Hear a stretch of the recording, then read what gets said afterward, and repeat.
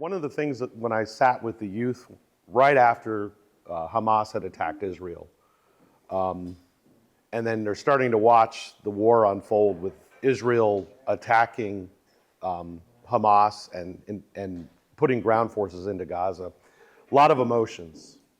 And my background is really as a strategic planner. And the couple things that I've learned having done multiple planning events, our brains are problem-solving engines.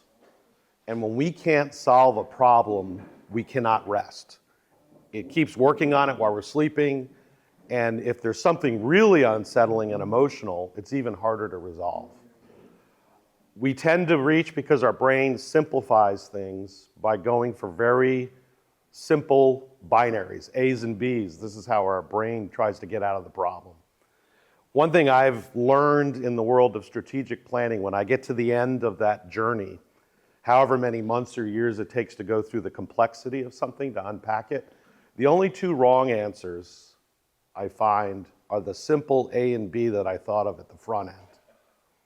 So when you're dealing with something really complex like Israel, Gaza, and 5,000 years of history, which we're going to go through in the next 30 minutes, there's no simple A and B here.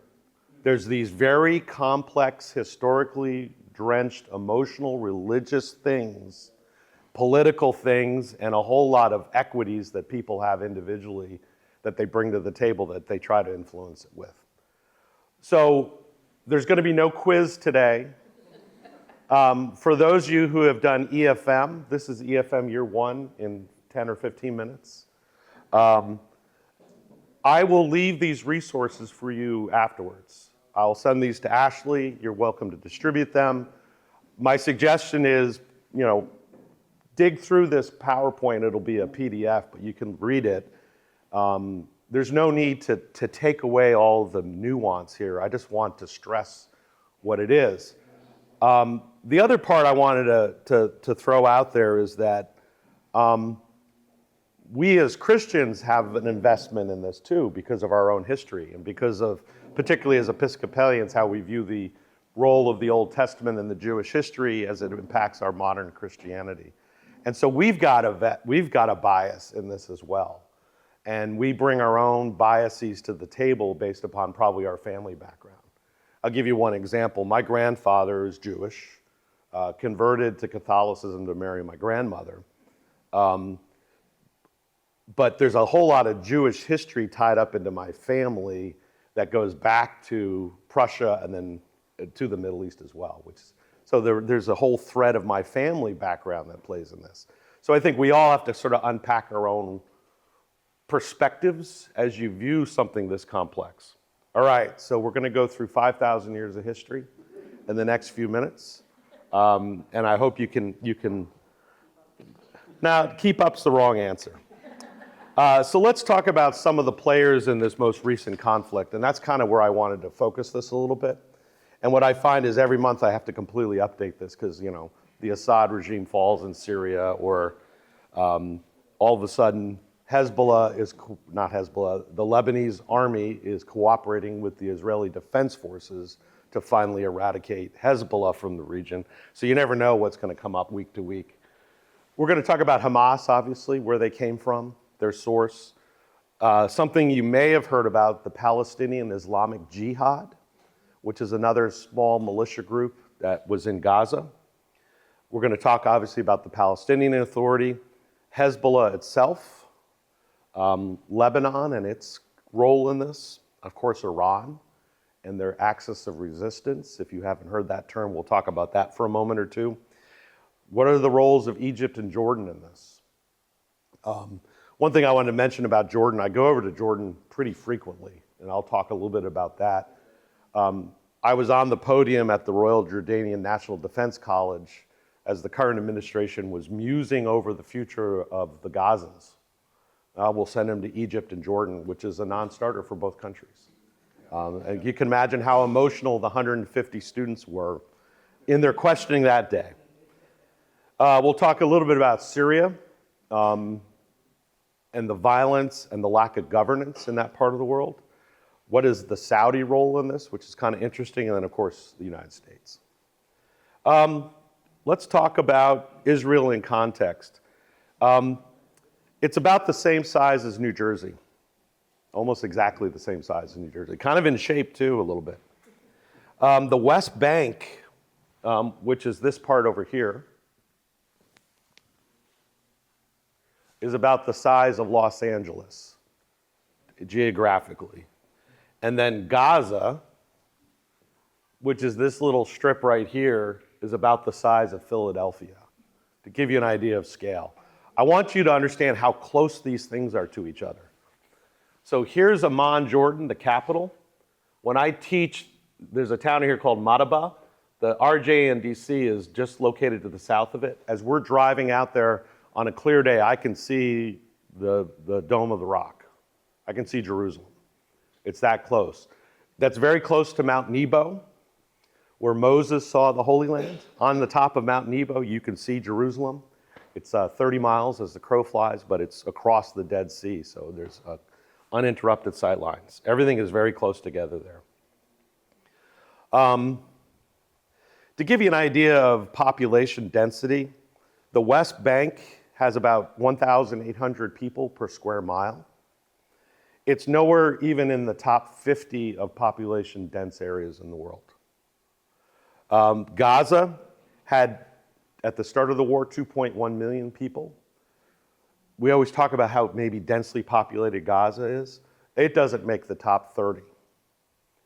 So Manila is far more dense, for instance, than this. Mexico City is far more dense. Most of the cities in Bangladesh are far more dense. So there was a lot of overstating in the press about the density of population at the start of the conflict. Let's talk a little bit about Israel first and some of its current stats. There's just short of 10 million people in Israel. These are the citizens, so mostly Jewish. There are Arab citizens, and then there's a small group of Christians and Coptics and others that are citizens of Israel. The Palestinians, in the West Bank, there's about 3 million of them.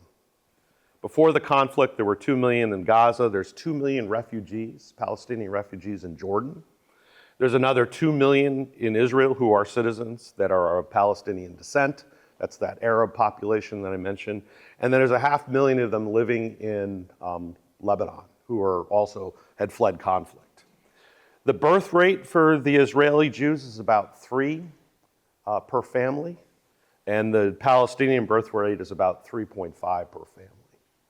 And these are all stats that are pre-conflict, so obviously the conflict has a big change and a drive on that. Okay, here's the history, quick. So at some point, Abraham migrates from Ur over here to this part of the world, following the food, the Fertile Crescent. And so you can see these early migrations of people is all about food resources, food security, which is kind of interesting. You had ancient Canaan and the stories from the Bible of Abraham, Isaac, and Jacob. And then you had a famine that went on for years, which we have the Bible story of Joseph being sold into slavery into Egypt. Really, there was a migration of the southern, what are today the southern Jews, down into Egypt, where there was food security. And then of course, under Moses, around 1200 BC, migrating back up to what is today the southern part, or Judah, the southern part of what is today Israel. Of course, famously, Moses reaches Mount Nebo. He doesn't make it into Canaan, but he sees it. And that's across the Dead Sea from where, across the Galilee, etc. And then, of course, about 200 years later, Saul unites the tribes, and you have a short period of time of Jewish solidarity between Saul, David, and then Solomon. And of course, the first temple was built during that time frame. And if you know from the histories and from the Jewish beliefs, both the first temple and the second temple, the Jews believed that God physically resided inside of the Holy of Holies in the center of the temple. God was on earth. There was a requirement every year for every Jew to go to the temple. And only one person was allowed into that Holy of Holies, and that was the person who was guarding apparently the Ark of the Covenant, which were Moses' 10 Commandments. Very shortly thereafter, though, the kingdom divided, and you had Israel in the north, Judah in the south. And a lot of the stories we hear about the exiles is all about the tribes of Judah, not necessarily the tribes of Israel.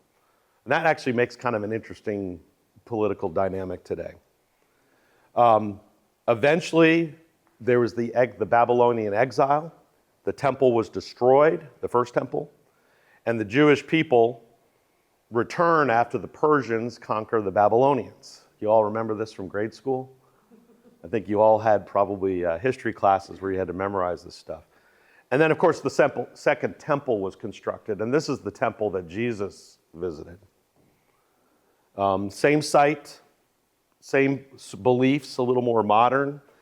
Eventually, the Macedonians, the Greeks under Philip, and then Alexander conquer this area, and it becomes under Greek rule for a number of years. And then there was another short period of independence.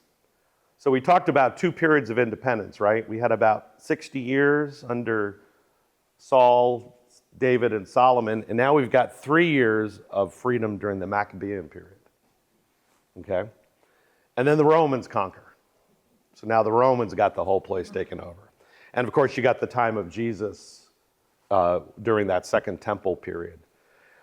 After Jesus, eventually there's a bunch of revolts, and the Romans keep putting them down. And so in 70, they wipe out the temple, the second temple. Say, we're done with this. And then I think you know about the siege of Masada down along the coast of the Dead Sea.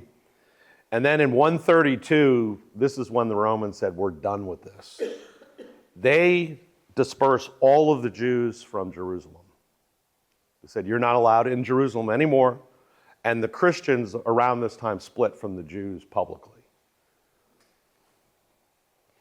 And this is just a quick laydown that you can look at of the Roman Empire.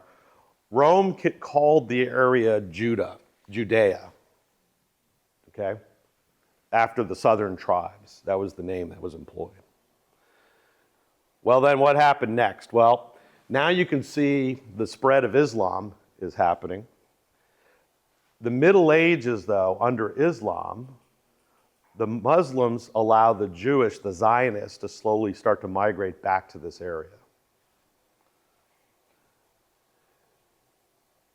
1492, when the Ottomans take over the Muslim Empire, they formally make a policy that allows Jews to return to the Holy Land. And then during the 19th century, there's this Zionist movement that's starting to take place as the Jews are coming under constant pressure in Russia under the pogroms, and in Central Europe, they're starting to migrate to this area on their own anyway. And then, of course, World War I occurred, the Ottoman Empire fell, and Britain and France partitioned this part of the world. And they set up really 2 zones, a northern zone by the French and a southern zone by the British. And actually, Jerusalem was administered by the British from Amman in Jordan. However, the British for a while stopped Jewish migration, but then restarted it. And the Arabs, of course, revolted. And there was a huge revolt that resulted in really thousands of dead, put down violently by the British. They hung hundreds of people. They also put to death a whole bunch of militia people that they called gangs and criminals who were probably just summarily executed on the street. And then, of course, we have the Holocaust. And then Israel independence in 1948, primarily pushed by the United States in the new nascent United Nations under the Truman administration. And we have Israel. Let's talk about the other folks that live in this area. Let's talk about the people we today call the Palestinians, because I think it's important to lay out their timeline. That first timeline, I think most of us are probably pretty comfortable with because we teach it. It's in our EFM classes. It's in the Old Testament, but we don't sit and read the Quran like we do the Jewish books. We don't read the Muslim books, but hearing about where these people came from, I think is important too. So when the Jewish folks were forced to leave Judea, left behind were a whole bunch of folks that did not follow the Jewish faith practice that lived in the area. And this, of course, predates Islam. When Rome decided to administer this place, they renamed it. Jerusalem was renamed Aelia Capitolina. And they wiped out all the Jewish religious shrines inside of Jerusalem, and they erected Roman temples throughout the cities. And you can see Roman ruins interspersed with all of the historic things that are in Jerusalem if you ever go there. It's pretty interesting. In the Edict of Milan, when Rome becomes Christian, Jerusalem is designated a Christian city, and a permanent ban of Jews is enacted. The Church of the Holy Sepulchre is then laid down, and this is a church built over the supposed site of Jesus's both assumption into heaven and, of course, the site of Golgotha where he was crucified. That church, interestingly enough, is overseen by a Palestinian family because the 6 sects of Christianity that administer the church cannot get along. And so they have a rule that in that church, so this is Greek Orthodox, Roman Catholics, Armenian Apostolic, Coptic Orthodox, Syriac Orthodox, and Ethiopian Orthodox all have a role in that church. If you ever go in there, it's kind of an interesting place. You can actually see almost the dividing lines. You're not allowed to move a single chair in there without approval of the Palestinian family. They have the keys too. So it's interesting, if you ever go visit this church and you go to the front door, there's a little balcony above the doorway that enters the church, and there's an old rusty chair sitting up there that's been there for 45 years, and no one will move it. And it's out there in the weather, just rusting, and it's kind of interesting. They're going through they were going through a $20 million renovation. The Christian faith could not agree on who contributed what to it. The King of Jordan sold property in London that his family owned to raise money to restore the church. And so he paid for half of it out of the royal funds of Jordan to shame the 6 Christian faith to get together and fund their part of it. And so the renovation of the Church of Holy Sepulchre is happening, of course, overseen by this Palestinian family who doesn't have any skin in that game. So that gives you sort of some of the fun things that happen in Jerusalem. That's a picture of the Church of the Holy Sepulchre. So in 614, there was a siege of Jerusalem, and the Persians really capture Jerusalem. Around 638, it's captured by the Muslims. The Temple Mount is now designated exclusively as a Muslim site, okay? And it's now being ruled under the Umayyad dynasty of the Muslim Empire. And then the Dome of the Rock is built on the Temple Mount. That's the Dome of the Rock. The rock is where Muhammad supposedly bodily was brought to heaven after his death. It happened in Jerusalem. So he died outside of Medina, and then he was bodily transported to Jerusalem, and then he rose up to heaven, was accepted by Jesus, Elijah, and Moses in companion with them. So they built a structure over this rock where the Assumption happened. The folks that were in Jerusalem, the Muslims, were jealous of Mecca and Medina as a tourist site, and all of the trade was being focused down there. So they said, you know what, we need a mosque too. So they built the Al-Aqsa Mosque up on the Temple Mount as well, as a place where Muslims could go pray and embrace what Muhammad's story and this part of Muhammad's story. So this is now considered the third most holy city in Islam, after Mecca, Medina, then Jerusalem. Well, in 1099, in the First Crusade, Christians take Jerusalem back. And they were able to control it for just short of 100 years until Saladin retook it for the Muslims. And then in 1516, the Ottomans conquer this part of the world. And then you have in the 1920s, the British Mandate post-World War II after the Ottoman Empire falls. So you sort of get an idea of the flow path for the Palestinians, the Arabs. You see a flow path for the Christians. You see a flow path for the Jews, all kind of intertwined into the same space. But the thing that I find really interesting in all this is that Solomon, David, and Saul, and 3 years under the Maccabean period were the only time where the Jews really had self-rule, until 1948. The Muslims had self-rule for hundreds and hundreds of years, except when interrupted by the Christians. So it's kind of an interesting, different way to look at this part of the world and who should be sitting in the driver's seat. Let's talk about modern Israel now. I want to bring us more to today's time. So in 1948, we had the mandate for the establishment of Israel. Jordan was given custodianship of the holy sites that were not Jewish inside of the holy city. So if you ever look at the real name of Jordan, it's the Royal Kingdom of Jordan, but they're also called the Hashemite Kingdom of Jordan. And the Hashemite role are the custodianship of the holy sites, the Christian and the Muslim holy sites in the Jewish state. So the Church of the Holy Sepulchre comes under the control of the King of Jordan, as does the Temple Mount itself. And they actually have an administration entity that lives on the Temple Mount, that administers the Temple Mount for the Muslims. The Jews are not allowed to worship on the Temple Mount. The Western Wall is one wall that supports the Temple Mount. That's about as close as they can get to worship, which is why the Western Wall is considered a holy Jewish site. Over the years, various political folks in Israel have gone up and openly prayed on the Temple Mount, usually resulting in an uprising and a lot of violence. And we'll talk a little bit about that here in a moment. So in 48, after the establishment of the kingdom, the Arab armies invade.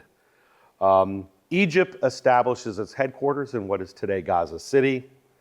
And they actually control the Gaza Strip under Egyptian secular control, violent secular control. This is the birthplace of the Muslim Brotherhood. And if you know anything about the Muslim Brotherhood, they almost single-handedly overthrew the Egyptian government. They're the source belief body set for Al-Qaeda. So this is something that the Egyptians created as they attempted to undermine Israel through their power play in Gaza. So what is known today as the Gaza Strip, for all intents and purposes, you could argue, is something that Egypt itself created. In 56, there was a Suez crisis, and basically the Suez Canal was owned by France and Great Britain. Egypt nationalized it in 1956, creating a crisis. Egypt and, France and Britain wanted the U.S. to help them invade Egypt back then, and the U.S. declined. Israel supported this, and actually one of the first UN missions was issued to go in and keep the peace in the Sinai along the canal route to keep trade open. But it also demonstrated probably the last hurrah for Britain and France as global powers when it came to being able to overcome the Egyptians. The Six-Day War happened the next decade, and this you had basically all of the Arabs working together. Syria was bombarding from the Golan Heights. Egypt dismissed the UN from the Sinai and came across the canal and attacked from the south. And and Jordan invaded from the West Bank. So you had all three primary Arab states invading at the same time. And within 6 days, Israel drives them all back. This is sort of the myth underpinning story of the Israeli Defense Forces. In 73, you have the Yom Kippur War. In this case, Egypt crosses the Suez, Syria invades from the Golans, Jordan sits this one out, and Israel counters it again. Eventually in 79, you have the Camp David Accords. And this brings peace between Egypt and Israel. Egypt recognizes Israel as a nation. And then the 1967 borders are recognized internationally for Israel. In 87, the first intifada means shaking off. So this is the Palestinians rising up against the Israelis. So if you ever hear the intifadas, it's usually because something happens on the Temple Mount and they use that as an excuse to come out of Gaza, come out of the West Bank, etc. The Oslo Accords were signed in 94. The Oslo Accords allowed Jordan to formally recognize Israel as a nation. I think that's important. And the Palestinian Authority grows out of the Fatah party.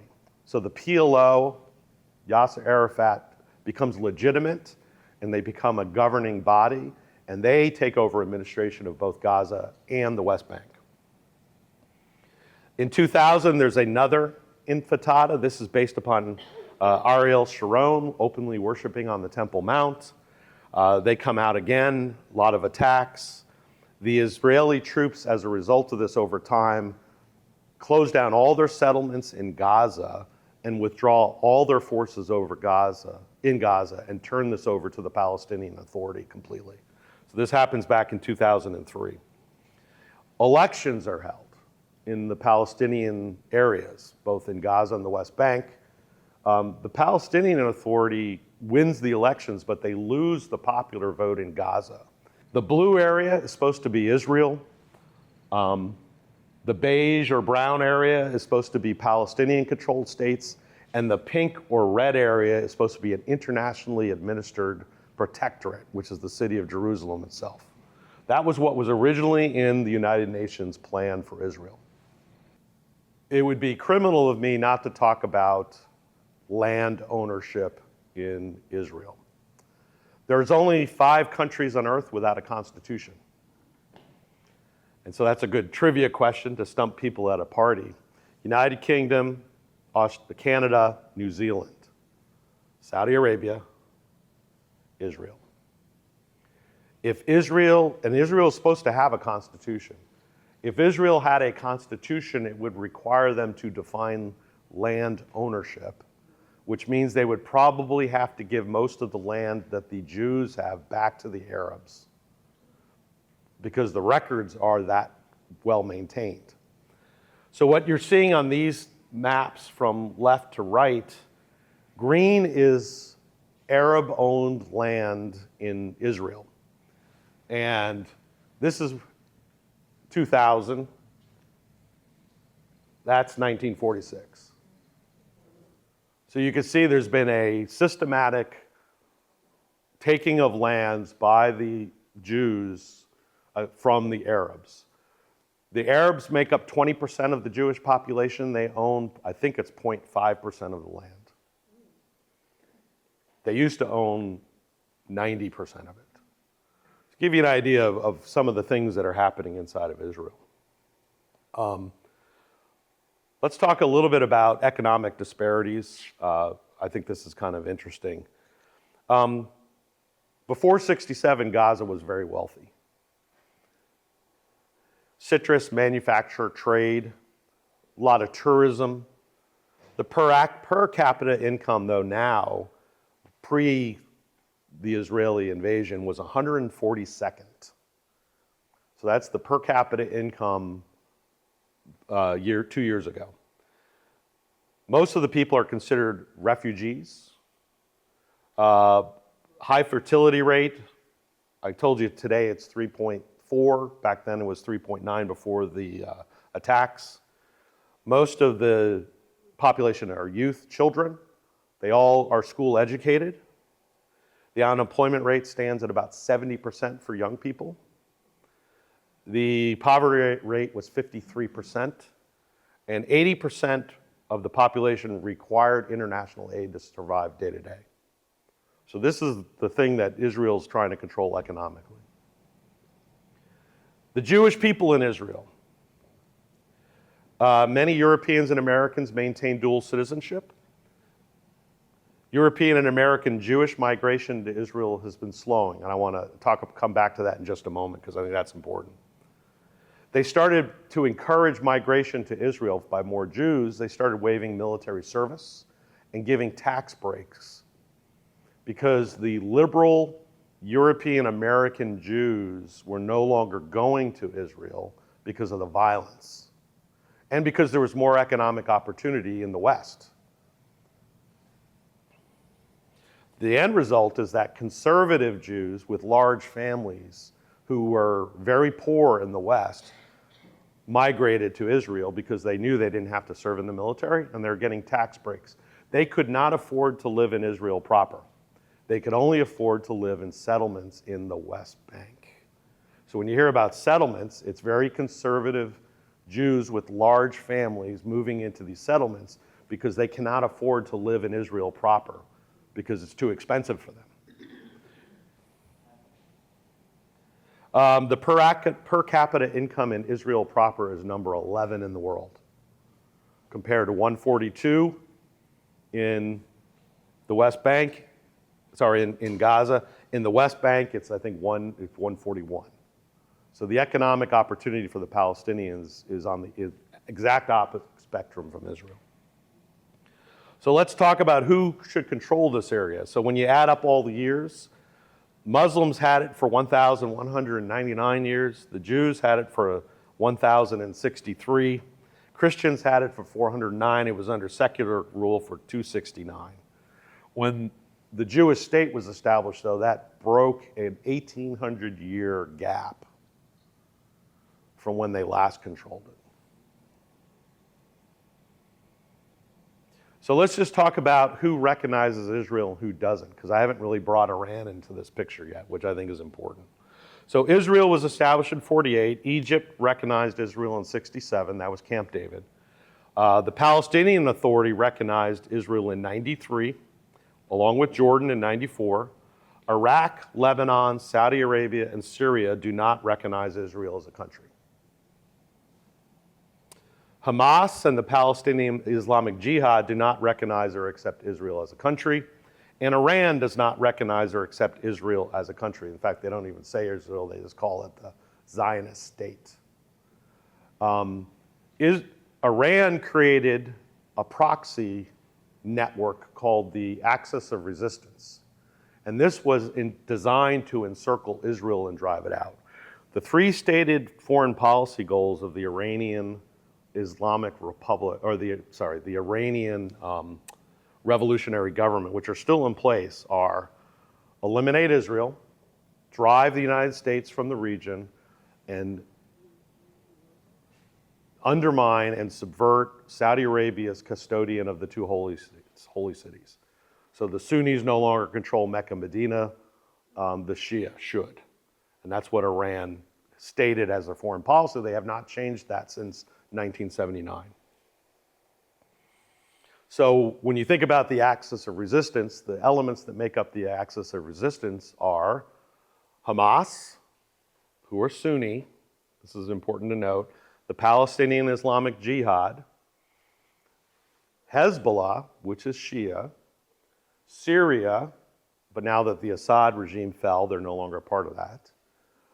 And then, of course, you have the Houthis in the south, and Iran itself, along with their various nefarious entities.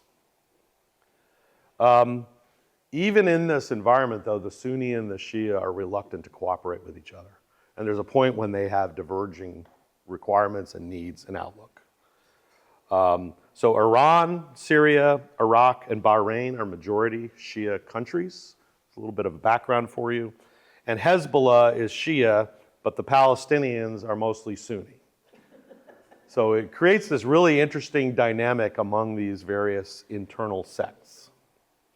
Okay, so Very briefly, I'm going to cover down on what's happened since the 7th of October when Hamas did their attack, just so you have a timeline that you can reference maybe in your discussions. So I apologize for the tiny print. So of course, the 7th of October was the attack where 1,200 Israelis were killed and 250 hostages taken. On the 13th of October, Israel starts its campaign in Gaza, so about a week later.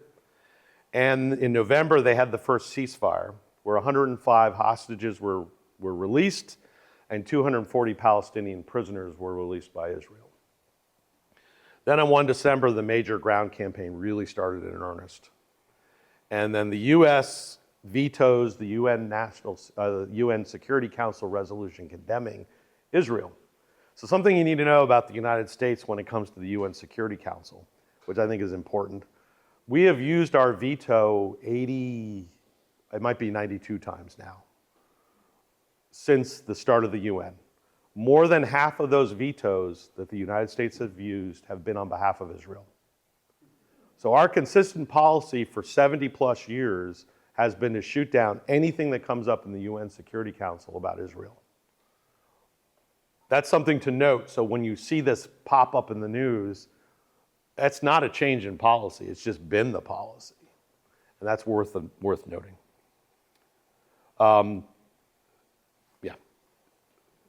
The Houthis start attacking shipping in the Red Sea. And then the death toll when we get to January of last year passes 30,000. One thing to note about the disruption of shipping in the Red Sea with the Houthis, and I know some folks have to go to choir, that's okay. Or you're just really pissed about the Houthis. 2% half of the world's inflation can be attributed to the disruption of shipping in the Red Sea. Half of the world's inflation can be attributed to the disruption of shipping in the Red Sea.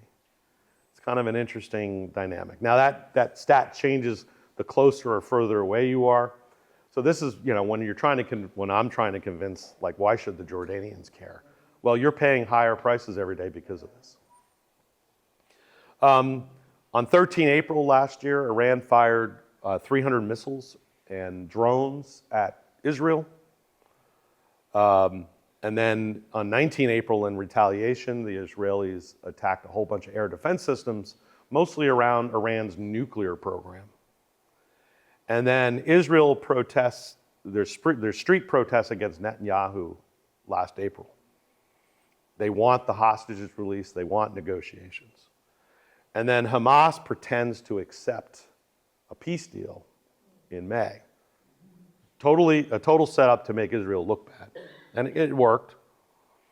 The International Court then ruled Israel's policy in Palestinian territories is illegal. Netanyahu comes to the States last summer. You probably remember that. While he was here, Hezbollah started getting off the bench and into the fight.